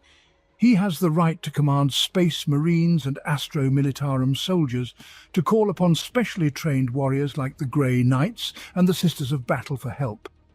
However, the nature of the Inquisitor's duty is such that he too often has to rely solely on his own strength and resources. If an Ordus operative suspects that a planetary governess is under the influence of the evil creatures of chaos, who will help oust the renegade? If the population of an entire world revolts against the Emperor, who will put an end to the rebellion? Agents of the throne, by necessity, work in the shadows and in darkness. Their presence is not noticed. Their deeds remain invisible. Consequently, the Servant of Terror and his retinue are forced to face the horrors of the galaxy alone, for they cannot trust outsiders.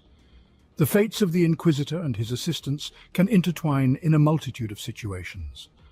Some acolytes are saved from torture and execution by the future master. Others, who initially opposed him, suddenly have their eyes opened.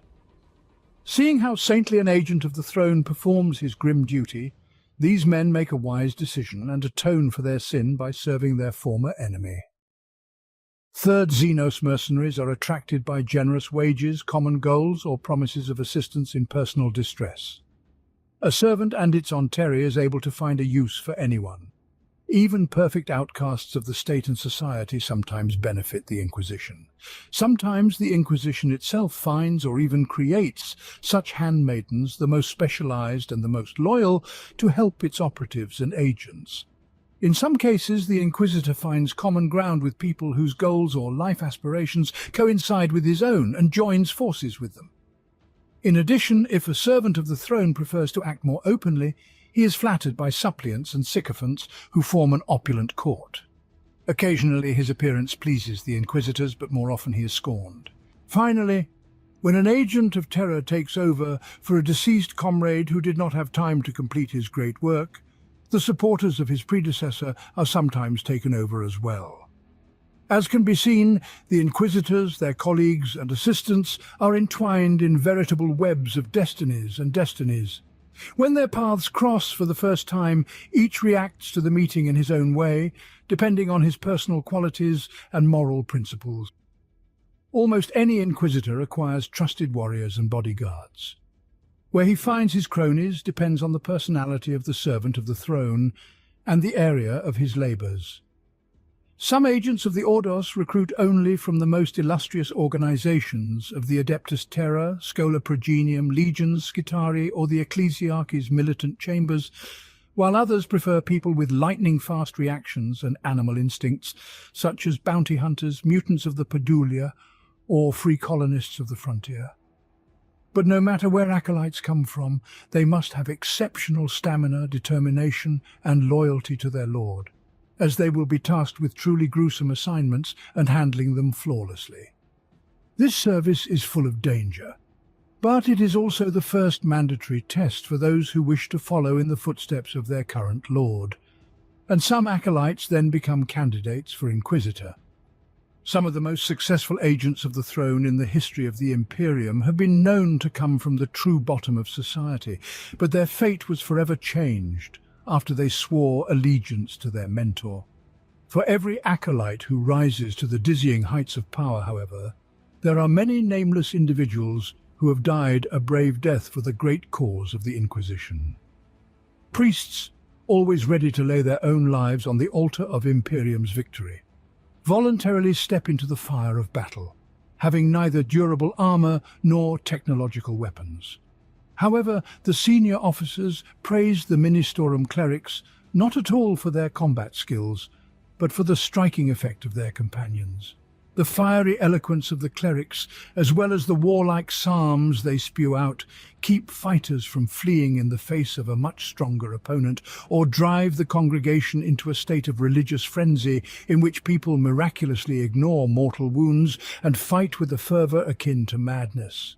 The Inquisitors are not interested in what causes such phenomena, mass hysteria, or a manifestation of the Emperor's power. All that matters is that they help them win. God-fearing Ordos agents usually keep one or two priests with them just in case, After all, if you are going into battle against demonic and unholy foes, having a righteous man on your side can bring success.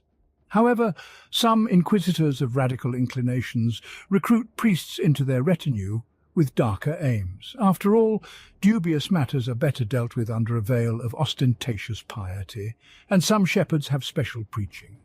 Some inquisitors recruit from the honor guard of the Order of the Crimson Cardinals, an ancient and mysterious brotherhood within the ecclesiarchy, known for its unbounded devotion to the emperor. It is said that in the entire Imperium there are no more fierce fighters except in the ranks of the illustrious Adepta Sororitas. Most often, future crusaders are found among the pilgrims who flock from all over the galaxy to the Crimson Basilica. Every pilgrim harbours the faint hope that piety and martial prowess will allow him to rise to prominence. It is a great honour to be among the chosen, though a life of asceticism, constant training and unfortunate death in battle against heretics and apostates awaits them. The Joquero are stocky aliens with orange fur and flexible fingers and toes, quite similar to the orangutans of ancient Terra. But their ape-like appearance is completely deceptive. Given enough time, alloys and microchips, they can assemble almost anything from a spacecraft to a food synthesizer. If the Inquisitor manages to attract such a Xenos to his service, it won't be long before his presence is reflected in the weapons and equipment of the entire retinue in the form of minor upgrades. Not all of these modifications increase the effectiveness of the equipment. Sometimes Joquero merely remodels a device as he sees fit. Such antics often irritate the aliens' allies, who vehemently object to the distortion of Mechanicus-sanctioned machines for the aesthetic pleasure of the Xenos. But few refuse the services of armourers altogether. If Jokar is inspired, he can turn even a modest laser gun into something impressive. If not, he'll just tie pretty laces around the barrel. There's no telling. Whatever the psionics' talents, they are equal parts bringing doom to their enemies and instilling anxiety in their comrades, as mental power turns warriors of the mind into unnatural weapons that inspire superstitious terror in those around them. Many psychers are unwaveringly loyal defenders of the Imperium. Fighting for a state that hates and fears them, psionics draw strength from hatred and prove their loyalty with every victory. Not surprisingly, many inquisitors employ one or more mind warriors with a variety of powerful gifts. Agents of the throne often treat psionics with more respect and understanding than other imperial subjects, as there are also many psychers within the ranks of the Inquisition itself. It is true that other operatives, especially those of the Ordo Hereticus, despise psionics as mutants, despite their loyalty. Such inquisitors are only too disgusted to use mind warriors and subject the hapless creatures to indescribable torture for the mere sin of existence. There are rituals and spells to bind the spirit of the imps to a mortal body. Sometimes the ritual is performed only for the inquisitor to interrogate the demons about the warp and the abilities they are given. In other cases, the demon hosts become slaves of the creators. The summoned creature is put in bodily shackles and forced to serve in the retinue of an agent of the throne. Such entities are terrifying opponents, for they are still capable of using various sorcerous skills. But for all the power of the demon carrier, its creation is thought of only by fully confident inquisitors. Demons do not submit to anyone willingly, and the amulets that restrain them are unreliable. Worse, no matter how obliging these creatures may seem, by their very nature they will seek to destroy what is dear to even the most radical agent of Ordos.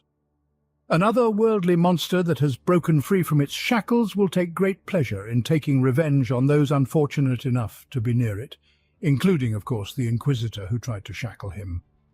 Mystics are lower-order psychers who were recruited for their unwavering will and ability to resist the devil's temptations without fail. Although mystics, unlike warriors of the mind, lack the mental fortress to summon death and destruction upon their enemies' heads, they are quite capable of transmitting a persistent psionic signal. This beacon, similar to the Astronomicon's beam, albeit infinitely weaker, can serve as a guiding star for reinforcements summoned by the Inquisitor.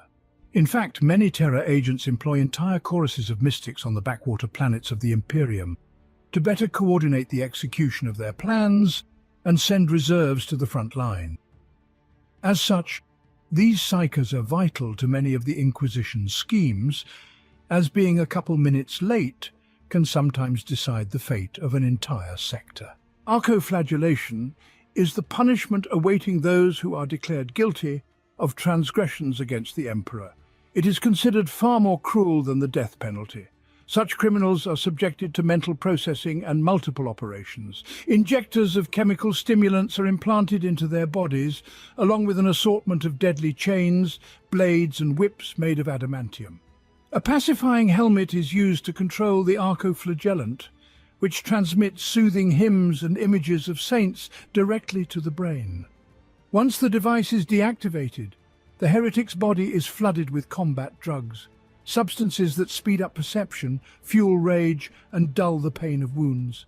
The archoflagellant turns into a furious killing machine that feels no pain at all and obeys only its direct master. In this state, it can easily deal with a multitude of enemies and blaze a scarlet trail through their ranks without caring about its own life. If the archoflagellant survives the battle, the Inquisitor will instantly return him to a placid serenity by means of a code word until the next attack.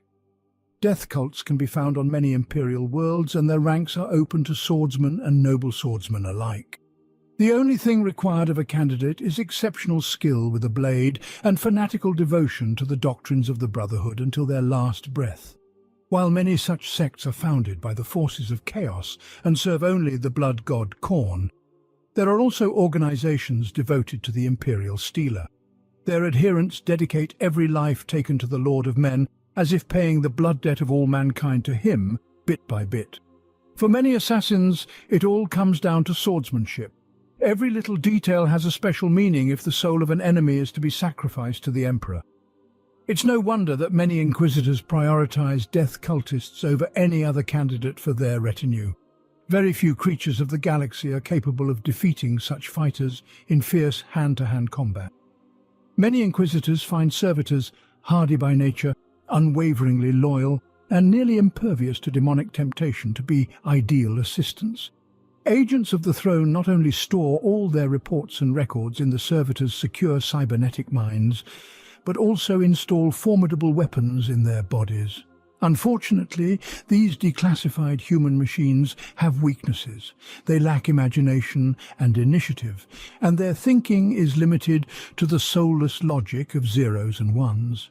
If the Inquisitor passes out from wounds or is away from the servitors, they will follow their master's last command and almost inevitably fall into a stupor, mindlessly awaiting new orders. Nevertheless, anyone who has seen a combat cyborg bursting through barrages of devilish fire to crack a sorcerer's skull or firing a heavy bolter, while holding the defense after all allies have fled, will not criticize the use of these limited but highly formidable and sinister creatures. The rhinoceros machine is one of the most revered forms of machinery in the service of the Imperium. The origins of rhinos are hidden in the mists of the past, but it is known that they appeared in the era when humanity first reached out to the stars and began the long process of colonizing other planets. Since those wondrous days, the design of the vehicle has changed little, as it maintains an optimal balance of passenger capacity, armor thickness, and maneuverability deemed infallibly perfect by Adeptus Mechanicus researchers. Unfortunately, in the current dark times, many of the secrets of rhinoceros production have been lost, and many thousands of vehicles are no longer recoverable. However, highly respected organizations like the Adeptus Astartes or the Inquisition have no trouble obtaining the number of armored personnel carriers they need. Not surprisingly, agents of the throne are often sent to active combat zones in the durable and reliable rhinos, relying on their versatility and ease of repair. Some Inquisitors simply requisition the first APC they see, but others have their own fleet of vehicles, which, as a rule, includes several armoured vehicles of this type among others. The Chimera infantry fighting vehicle is one of the most common and widely used vehicles in the Imperium. Chimeras are characterized by their reliability, tactical flexibility and suitability for mass production. For thousands of years, experts have recognized that in tank battles, these BMPs are capable of engaging targets noticeably heavier than themselves. In addition, the Chimera is equipped with various anti-personnel weapons, and its passengers can fire from the upper hatch and batteries of lasguns. For centuries, such armoured vehicles have been used in countless war zones, time and again demonstrating adaptability to the most diverse conditions. The Chimera's highly efficient Vox station with built-in encryption systems comes in handy for the Inquisitor to communicate with underhanded rituals of cloaking and eavesdropping on encrypted enemy communications. Given its impressive capacity as well, it is not surprising that this mode of transportation is used by many Ordos agents as a mobile base of operations, solid pillars in their labours. Land Raiders are still one of the deadliest fighting machines in the arsenal of the Imperial armies. Thanks to their adamantium armour under a multi-layered ceramite coating, they are invulnerable to all but the most powerful weapons. The Land Raiders themselves have a very impressive array of equipment. Paired lasguns and paired heavy bolters allow the crew to confidently destroy enemy vehicles and infantry squads. With a passenger compartment that can accommodate the Inquisitor and his entire warband, it's clear why Land Raiders are considered mobile fortresses rather than conventional armoured vehicles. However, not every servant of his on Terra would choose to use such a transport. Extremely conspicuous tanks, huge and roughly outlined, are completely out of place in covert operations.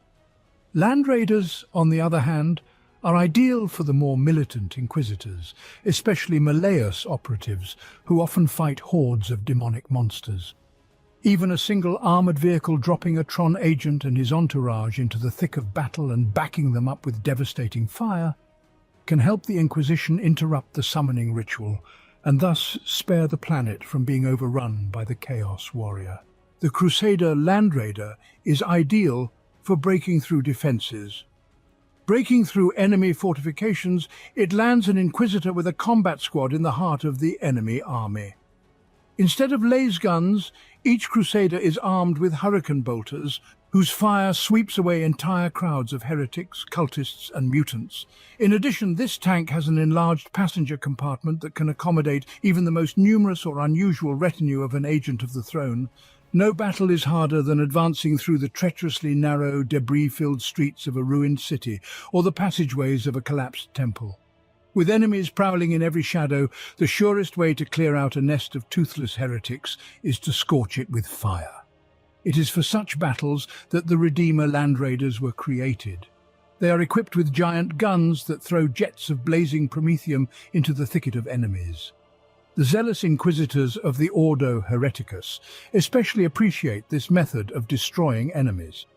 The Razorback BMP is a heavily armed version of the Rhino in which the passenger compartment capacity has been reduced for the sake of installing a gun on the turret. The Razorbacks simultaneously serve as vehicles and mobile firing points. Such armoured vehicles are perfect for Inquisitors who prefer to go on the attack with a small group of selected soldiers. Rugged and versatile, like the Rhino, but with the firepower of a light battle tank, the Razorback is perfectly suited to the requirements of these agents of the throne. The Valkyrie is a twin-engine amphibious assault airplane with decent armament. Thanks to its strong armour, powerful turbines, good controllability, and the availability of different variants of combat load, the Valkyrie is often used in all sorts of tactical roles. Variable thrust vectoring engines allow these vehicles to take off and land vertically, make dashing turns in heavy air battles at low altitude, and hover motionless while soldiers are disembarking from the holds on cables. Sometimes Valkyries are equipped with grav weaponry with the calculation for all passengers, which allows them to make an effective landing at high speed. In addition, the capacity of this transport is not inferior to the Chimera, so it is not surprising that many agents of the throne use Valkyries to quickly move combat units to key positions. The Valkyries are also excellent attack fighters, either covering ground forces with devastating strafing fire or quickly gaining altitude to intercept approaching targets. Countless heretics who already thought themselves victorious turned to flee in panic in a matter of moments as the shadow of the inquisitorial Valkyrie swept over them. Her rumbling guns and missiles blasted from beneath her wings, bringing the Emperor's punishment upon unworthy foes.